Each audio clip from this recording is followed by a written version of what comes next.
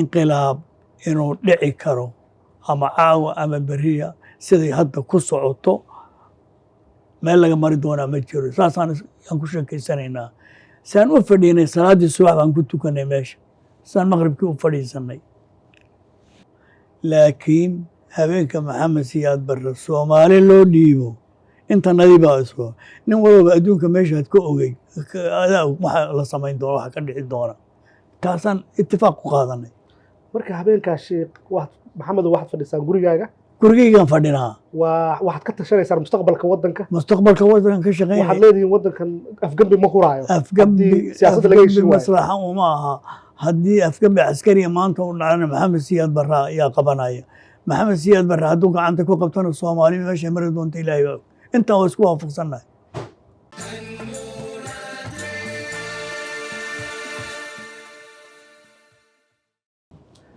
asalaamu calaykum ikhyaarta sharafta leh kusoo dhawaada ha noolaato aniguna waa yaanla xuseen cabdi waa qaybtii saddexaad waraysigan ka qaadaynay sheekh maxamed garyare oo aan kula kulmayno magaalada Toronto ee waddanka Canada taariikhduna waa 16 bisha 7 sanadka 2024 maalin talaada sheekh maxamed qaybtan saddexaad waxaan jecelahay inaan xoogga ku saarno hadduu Allah uu dilo ogolaado xarakaadkii islaamka ee Soomaaliya ka dhaqaaqay ee aad adigu ka mid ahayd raggii xudunta u ahaa marka laga hadlo qaybihii dambe waxaan ku bilaabayaa asaaskii xarakada la yiraahdo xarakatu nahda maxaad nooga sheegi kartaa asaaskeedii waxa la sheegaa in la asaasay 1968 waxaa la yaabana kuwana ammaanaya sida aad dhaqaaqa islaamiga ee Soomaaliya ula socoto walaadaad nahrada hadana aad sheegtay waana kugu bogaadinayaa waa mahadsantahay anigu waxaan Soomaali oo xamar iigu horeysay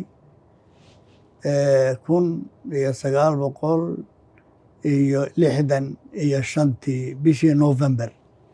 xamar markaas iigu horeysay oo aad xageed ka timid markaas ya xageed ka timid waa markaan jaamacadii ka soo baxay jaamacadda islaamiga markaan jaamacadda ka soo baxay oo jaamacadii dhameeyay ayaa waxaa la ii bandhigay ama la ii doortay inaan macallin ka noqdo madraso Uganda ku taala oo caasimadooda ka dhisan macad islaami ah waxay yidhaahdeen adiga halkaas aan ku diray jaamacadii way odhanaysa kolkii aad qalamka u dambeeyo hayso waxaan ku darin halkaas caasimada Kampala miyahay Kampala ku dirayna marka missionkaas lagu diray howlgalkaas halkaas lagu diray kolka labada waan heli karaa inaan taa aado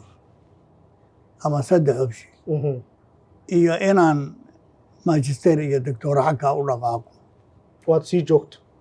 oo sii joogo iyo inaan Soomaaliya u soo noqdo ka u dambeeyaan doortay ka u dambeeya ayaan doortay marka maxaad qaadatay shahaadada jaamacadda waxaan qaatay shariica islaamiga ayu taqaskaaga kulliyadda shariica ayaa ka baxay marka waxaa inaan magister markaaba sajilo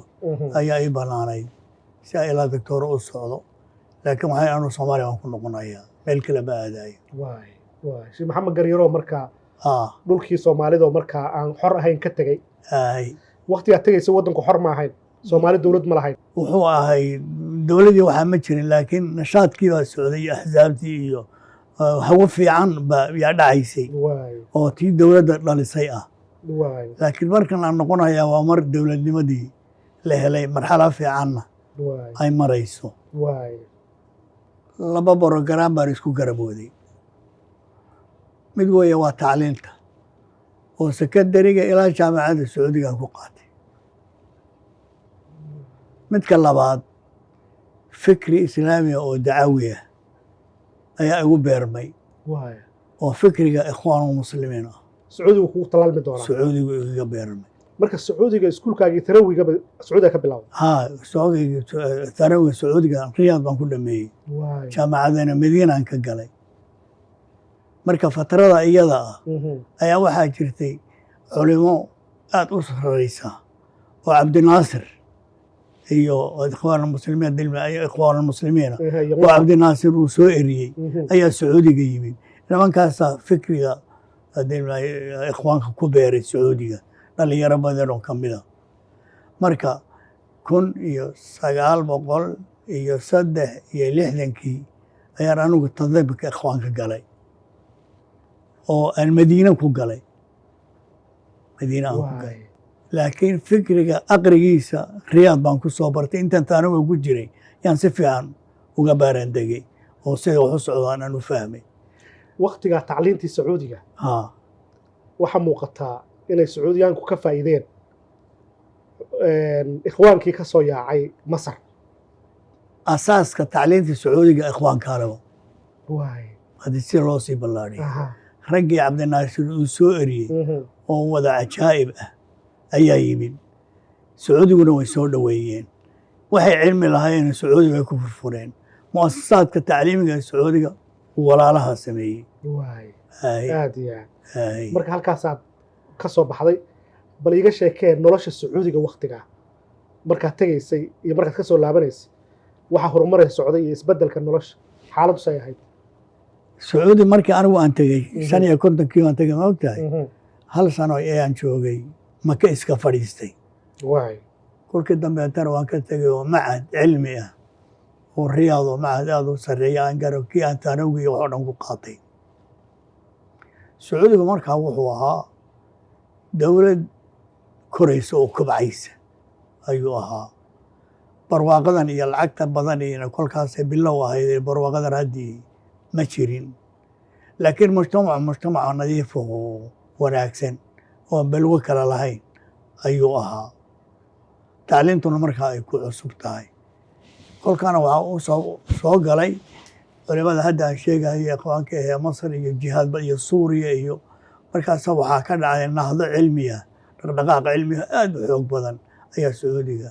ayaa ka dhacay iyagu waxay ahaayeen dowlo طبعا si isaga dhaqanta dictatoriya isaga dhaqanto waxay yidhaahdaan aan laga hadli karin wixii wanaagsanna waa wanaagsan wixii kalena qoortaa loo dheerayn way soconaysaa iyaga raggii soo maray ninka ugu cajaa'ib badane faysal buu ahaa ninkaasaa lafdhabar ninkaas u ahaa markii taanawiga aan dhameeyey oo fikradan dacawiga aan qaatay oo aan fahmay laakiin aanan weli tandiim iyo biica aanan gelin ayaa waxaa nala dooransiiyey jaamacad madiina laga furayo oo cusub inaan gallo ama jaamacaddii aan macadkeedii ka baxnay ee riyaad inaan ka baxno anu madiinaanba doortay marka madiina markaas waxaa jooga nashaad aad u fiican maxaad ku dooratay madiina yaa maxaad ku dooratay من مدينة رسول الله صلى الله عليه وسلم من نبي محمد جوال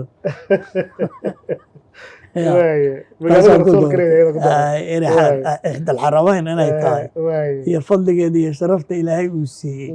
أيام كدورت مثل كلاتو دعوة في عنا ويكسعوا إخوان المسلمينكو مدارس بديلة أي أدوغ حقوق بالضايين jaamacada la asaasayna iyagaa wala dhabarba u ahaa marka 63 ya aniga haddaad gelayso ikhwaan muslimiin markaad gelayso beecaa lagaa qaadi 1963 baan beecada dhiibay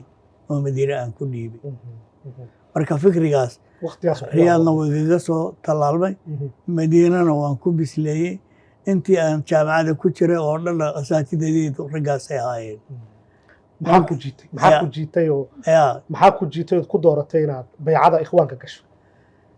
habka ay islaamka u fahamsan yihiin ee cadaalada ah habka islaamka u fahamsan yihiin ayaa wax yaa khilaafsan siyaalaha meelaha kaleeta jira inuu islaamku risaalo ilaahay uu yahay nidaamka wax lagu xukumi kara ee cadaala ay ku dhalan kartana isaga uu yahay muslimiintana isu keeni kara khadkii oo nabiga iyo asxaabtiisa u sameeyeyna xagga iyo xagga midna in looga dibna dhaca aan ogolayn taasi mid bay ahayd midka kaleeto jidka ay qaadeen iyo geesinimada iyo sida dadkii ka horjeegay ay isaga celiyeen ama fikradooda ugu dhageenna iyaduna way ku soo jiidanaysay marka caalam alislaamiya maanta haddii la rabo in la badbaadiyo jidka waa jidkii rasuulka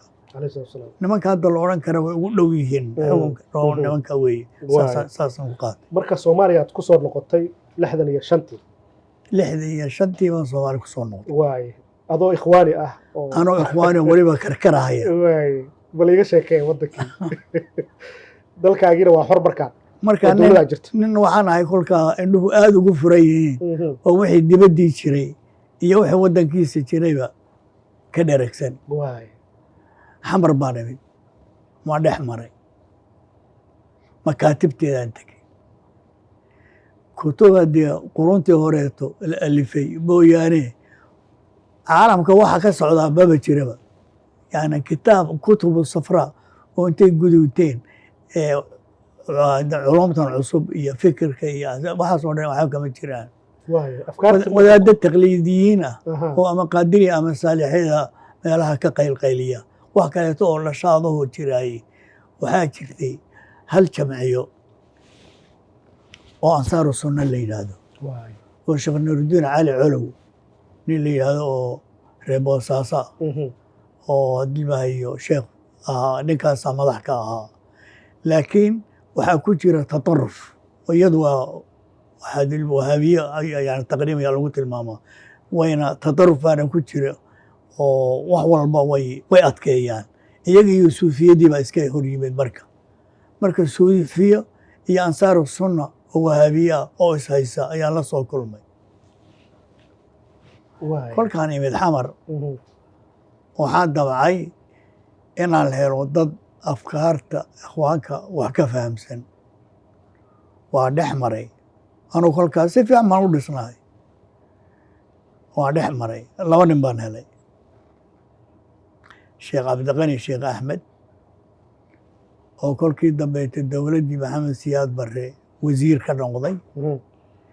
iyo cabdiraxmaan faarax nin la yidhaahdo kaba weyne oo isaguna kolkii dambe safiir iyo ka noqday masar labadaa nin oo masar ka timid ayaan wax fikri ikhwaane meesha ka helay laakiin labadooda inay uun shaah wada cabaan mooye aan fikro kale markaa wadin ninkii saddexaad ee fikriga wax ka rumaysnaa ee yimid anigu ahaa 2 nin baan meesha uga imid wadaadka ansaaru sunna oo haddii maayo sheekh nuurudiin intaan jaamacada ku jirrayba iman jiray waan isbarannay marka wuxuu ii ballan qaaday kolkuu arkay inaan maaragtay nashaad iyo wado xamar markaan imaado inaan is aragno marka xamar baan aan tegey wuu iimid wuu isoo dhoweeyey laakiin wuxuu igu wadaa habkii isagu wuxuu waday inaan ula dhaqmo anna waan isfahamnay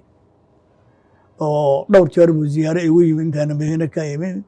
kolkaasu wuxuu yidhi haddii aan xagga kuu soo dhoweyno waxaan ka yaabi adiguna ikhwaan baa tahay annaguna waxaan nahay dhinaca kaleete inaan isku dhacno ayaan ka yaabi waynu arki doonnaa waa yidhi kolkaynu isu nimaado marka ansaaru sunna waqtigaa waaba hana qaadayba ya sheekh nuur cali colow iyo xartiisu waa hana qaadeen waqtigaas waa hana qaaday waa xaraka weeye masha allah sacuudina calaaqala leh marka meeshii aan nimid 2 nin baan ugu imid labada aan ku sheegay sheekh cabdiqani iyo cabdiraxmaan faarax 2dii baan wada shirnay way arkeen sida aan wax u wado waxay yidhahdeen fikrada aad wado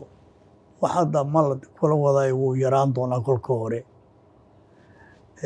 horta aad u dulqaado midda kaleeto sheekha hadda aad wada socotaanna ma wada socon doontaan iyadana meeshaad gobol cusub ka samayn lahay waa sheekh nuur cali colow waa sheekh nuur cali colow ma xusuusataa waqtiga kulankaas kugu horreeyey nimankan ikhwaanka aad la kulmayso ma xusuusataa jawiga siduu ahaa iyo meeshuu ka dhacay jawigu siduu ahaa dowlad hadda dowladaha adduunka hadda ka mida oo sida habka socdaay haddii maayo u socota ayay ahayd wareer badan iyo khilaafaadna uu iska jira oo soomaali dabeecadeeda laakiin sida wax yihiin hadda iyo wax hortooda uma ahayn ee dad isku mid ah oo waxna isku khilaafa waxna ku heshiiya ayay ahaayeen habka dowladnimada in la ilaaliyana kulli mutafiq baa lagu ahaa xorriyo waxaan kaaga miithaalin 63 anoo madiina jooga ayaa nin eritreyo thawradii eritreya ragga aasaasay nin ka mid ah oo idriis la odhan jiro barlamaankooda madax u ahaa oo soomaali markaas laaji ku ah ayaa noogu yimid madiina ardada soomaalida aan la kulmay waa la kulannay soomaali maxaad ku timi maxaad kaga timi soomaali waxaan kaga mid buu yidhi waxaan u malayn adduunka wax yara inuu ka haysto laakiin aan ka yaabay inay haysan kari waayaan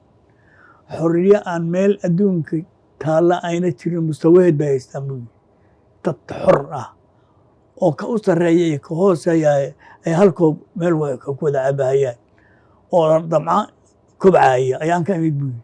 laakiin waxaan ka yimid xorriyada in loo xasto oo laysku burbudo saas buu yidhi aad iyo aad marka kulankaagii aan ka wadnay aad la kulmaysay nimankii qawaanka ah wax cabsi ah oo aad dowladda ka qabtay ma jirin wax cabsi ah oo xagga dowladda markaa ka qabaayay ma jiro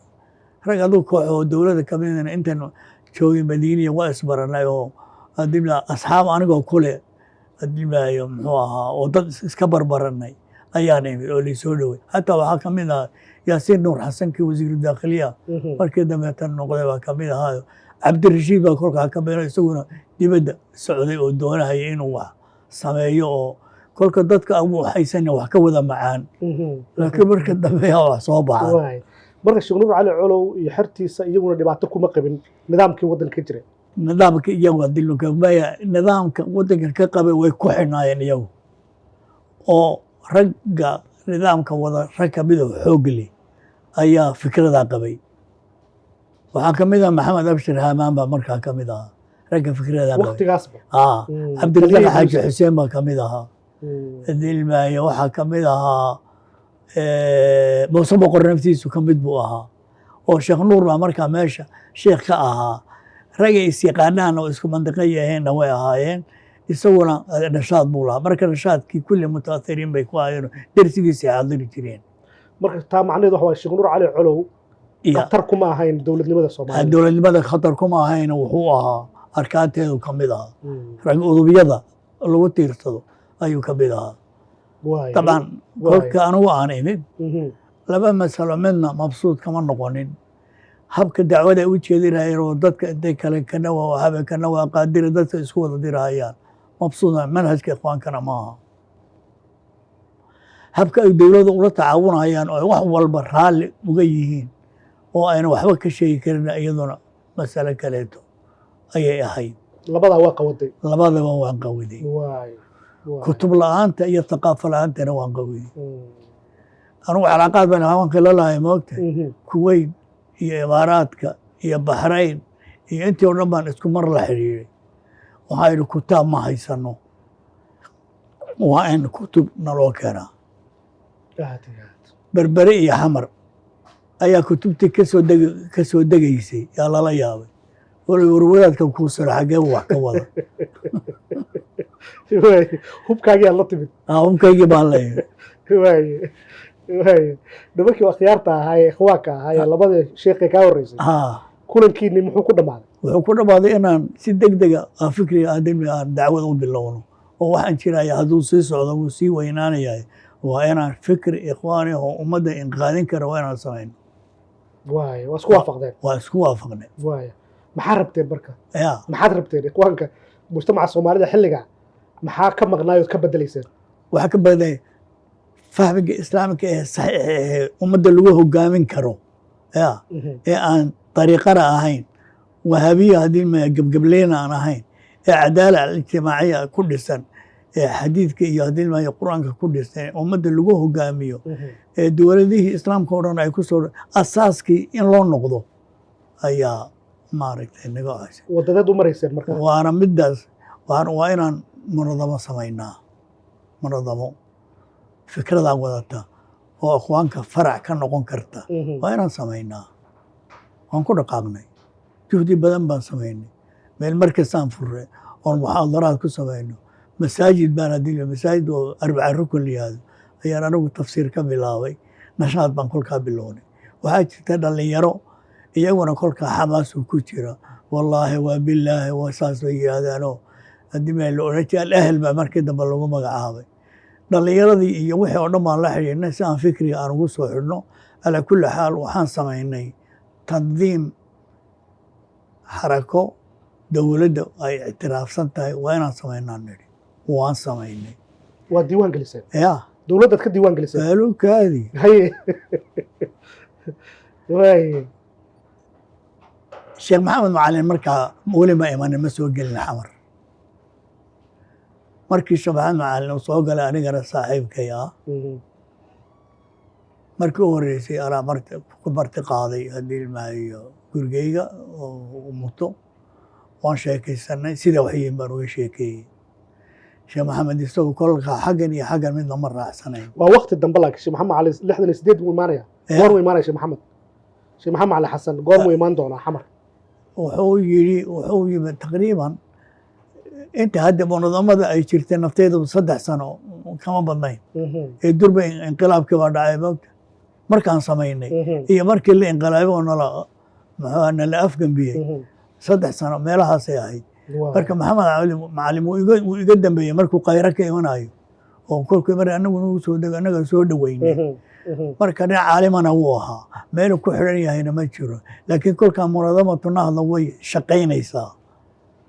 marka 68dii meelaha inuu yimid ah qoran 68 arba ka horreey 67 meelaha iska dheh ayuu yimid waay marka waan fadhiisanay sheekh maxamed macalin waa nin caalim ah intuu masar joogayna wax fikriya kuma xidhin isagoo tacliintiisa ayuu iska watay wax fikri ah ama wahabi ama kan ama aqbaan midna ma jirin marka waan maxamed macalin dawaarima taqaano galbeed isku naqayno waa raggii waa nin caalim oo la yaqaano weeye waxaan idhahdhe sheekh maxamed macalin hadda aynaan gabcaha ku dhigin jinni kaleta ayaa duufsanaya waa inaan soo qabanaa oo xarakada soo gelinaa kitaab uu aqriyana waa inaan ku tashiicinaa leanna waa nin cilmi loola soo joogsanayo muddo dheerna waa ismoogtihiin ya waqti dheerna waa ismooganayo hadda saan isugu markuu soo gari awalka ugu horreeye maxamed gurigiisa geeyu yidhi marka sheekhii waxaan u bigdhignay fikradii kolkuu muddo joogay waxaan idhi sheekhow sida waxyiin waad aragtaa inaynu shaqaynayno u baahan nahay shaqana jamaacay u baahan tahay jamaaca waatan tadeeto waa asaasnay saldhigii jamaacada ku soo dhowow midka kaleeto masaajidka cabdiqaadir xamar ugu weynna waa inaad kitaab ka bilowdaa sheekh maxamed taladii annagu aan u soo jeedinay iyo haddii tiibuu qaatay kitaabka saasuu ku bilaabay talo waxaa la yidhi wadaad la yidhaahdo cilmi dhagax oo adeermare ah adilmaaye ayaa muxuu ahaa ayaa masaajidka cabdiqaadir oo qaadiri ah ayaa masaajidka cabdiqaadir joogi jiray marka sheekhaas aan lala hadlo leannu sheekhu wuxuu qabaa wax alla wixii dibad ka yimaada inay wahabiye ay yihiin buu qabaa kalama yaqaan ma kala yaqaan waa seeftiisaa ka baasan marka sheekh cabdiqani baa wuxuu yidhi sheekh cabdiqani ayaa wuxuu yidhi anaa saaxiibnahay anaa ka dhaadhicinaya sheekh maxamed macalin sheekh cabdilla dhagax baa la odhan jiray annagaa ka dhaadhicina inuuna nin dhibkeena ahayn sidiibuu kitaabkii aad maqasheen uu ku bilaabay ee laga faa'iidaystay bilowgaas wad xarakadana wuu soo galay sheekh maxamed wuu ka mid noqday wuu ka mid noqday baycada ayaa ka qaaday baycada annaga ka qaadnay adigii labadii kala waaye sheekh maxamed macalin waxay tilmaamaan marka waktigaas uu bilaabay tafsiirka qur-aanka ah in ay isbedeshay saacaddu ay ahayd meesha ay shucladda aad ka daarteen maxaa keenay saamayntaa inuu yeesho sheekh maxamed macalin markii uu bilaabay tafsiirka qur-aanka mid waa mid waxaa weeye sheekh maxamed nin caalim u ahaa masjidkii asaasiga ahaana kitaabbuu ka bilaabay dadkuna cilmiga way u ooman yihiin awal kitaab ikhwaan muslimiin oo wax laga qariyo waa kitaabka ugu weyne adilmaayo sayid qudbi uu alifay oo tafsiirka ah marka saasuu ku bilaabay kitaabkii marka si fiican buu u jeediyey waa laga hela waana nin fasax waana nin cilmi la weeye si muctadila ayuu u jeediyey marka cilmigiisa waa laga faa'iiday si fiican baa looga faa'iidaystay isagoo nahda ka mid ah gaar ahaan isaga muxuu ku soo jiitay dhalinyaradii markaa diin baradka ahayd ama diinta dowladda waa sheekh ardaydiisa soo jiitay Soomaa wax fiican buu u sheegayaa marka cilmigu ku soo jiitay cilmigu ku soo jiitay way ogyihiin inuu dilmaayo uu yahay muxuu ahaa xarakadeenu ka mid yahay marka xarakada nahda sidaas sheekh maxamed macalin ayuu uga mid ayuu ahaa laakiin wuu is ilaalinayay aad buu isu ilaalinayay aad iyo aad annaguna is ilaali baan nidhi aad buu isu ilaalinayay marka dowladda wax ku saabsan xaraf uma yeeli jirin hada kolkuu tafsiirka aqrinayo uu yaro kormari jiray xig buu ku socday si aan loo qabuufinin marka waxaad leedahay fakarkii sheekh maxamed macalin markuu ka imanayo azhar iyo masar salafi iyo ikhwaani iyo shaacire iyo midna gruub kama tirsanayn kolkii dambe ikhwaanka inkasta oo aad isu ilaalinayay laakiin ikhwaanka ayuu hadilmaayo ayuu ahaa marka laakiin kulli waxay u arkayeen nin dhexdhexaad ah nin dhexdhexaada loo arkayo oo kulligood culamo caalimkooda sheekh waa loo arkayo waaye marka wada shaqayntiinii rasmiga ahayd adiga sheekh maxamed macalin xaggee ka bilaabanaysaa kolkaa sheekh maxamed macalin uu yimid raxmatullaahi calayh anugu kolkaan galbeed joognayna saaxiib khaasaan ahayn kolkuu xamar yimidna walaalo isu yimid baan ahayn anugu kolkaa waxaan mas-uul ka ahay wasaarat alcadl shu'uun islaami anaa madax ka kolkii uu yimid xafiiskii anigu aan ka shaqaynayey naftiisa ayuu isaguna igala shaqeeyey oo ninka labaada in la tashaday ee xafiiska isaga ayuu noqday bimacnaa aniga naa'ibkayga ayuu ahaa inkastoon waraaqda lagu qorin laakiin naa'ibkayga ninka labaad ee kolka meeshaa ka shaqaynaya isaga ayuu ahaa aniguna mas-uulka caamka ayaan ahaa macrifadanadii wax badan baa usii korodhay wuuna is ilaalin jiray waxyaalo badan buu igala tashan jiray dowladdu markay yaro arkeen aamusnaantiisa uuna wax naqdinaynin inay soo dhoweysatay ku dadaashay shabakooyin baa la xidhay wuu igala tashan jiray taas waa ila qumantahay taasna ilama qumana odhan jiray is ilaali waxay ku adkaada xataa ina Suleymaan Dafla u yeedhay dhowr jeer u yeedhay oo waxay rabaan inay sheekha ku ridaan bohol oo darsiga dhexdiisa uu ka sheego thawradu waxay tahay isna uu ka meermeeray marka waa la tuhunsan yahay oo lama aaminsana si ugu soo dhacana lama hayo nin saacadeeyey ma aha marka khadka wasadku ku socday sheekh maxamed oo aan ku ognahay anaguna halkaa ka dhaqaaqay sheekh maxamed iyo sheekh cabdilqani iyo waxa qoran inay nidaamkii rayidka ahaa dowladdii ka mid noqdeen ay agaasimayaal ahaayeen oo ay dowladda la shaqayn jireen laakiin waqtigii kacaanka wada shaqayntaa dowladda iyo culammadu ma jirin maxaa dhacay kolkii dambe wada shaqaynkii dowladda iyo culammadu way socon weydey waxaa keenay wadaadahuna intooda xoogga leh uma soo dhicin sidii dowladdu ay rabtay dowladduna dowlad adimaayo xikmo ku socoto mooyo waa burcad oo ninkii aan si cad ula shaqaynin bas way uma tirsana marka tuhmaa dhalatay culimadii iyo dowladdii midka kaleeto waxaa meesha ku jira beledku inoo gacanteenna kuma jirin dowladda waa magaca waa si yaalaha hadda socoto oo kaleeto u eg weeye raashkaa waddanka haystay ninkii aan shuuciyada aan u laylyamin nin quman maaha marka dowladdu marka kadeeta dambeete ee maxamed siyaad barre uu qabtay waddanka imaa inaad wixii o dhan u isbedelo horta taa aan kuu soo dhaafo nahdo waa tii thawradu dhacday kolkii habeenkii thawradu ay dhacaysay annagoo gurow baan gurigeena innaga ku soo jeednay gurigeyga xamar ayaad ku soo jeednay horta waxaa nahadla waxaa madax ka noqday sheekh cabdiqani ninka aduu waraaqahayo wuxuu anigu naa'ib baan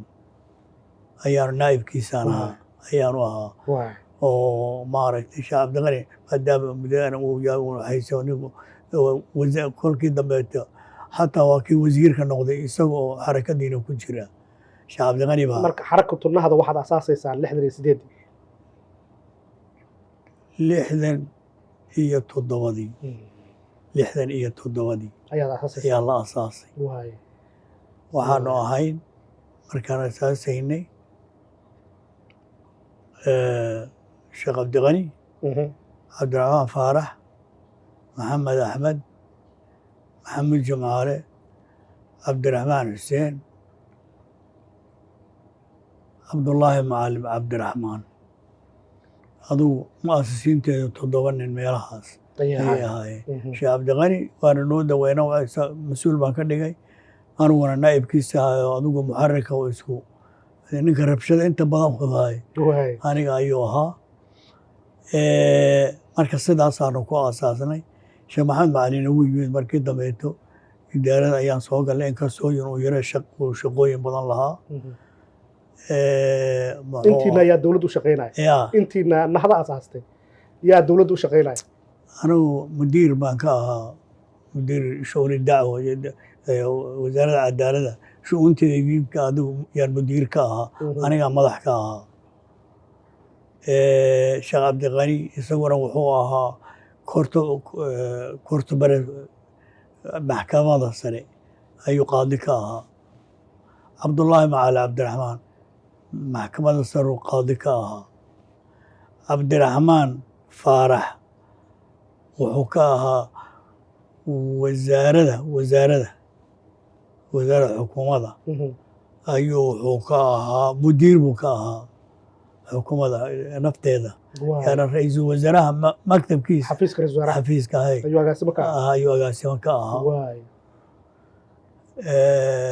yaa tawiil alcumri maxamuud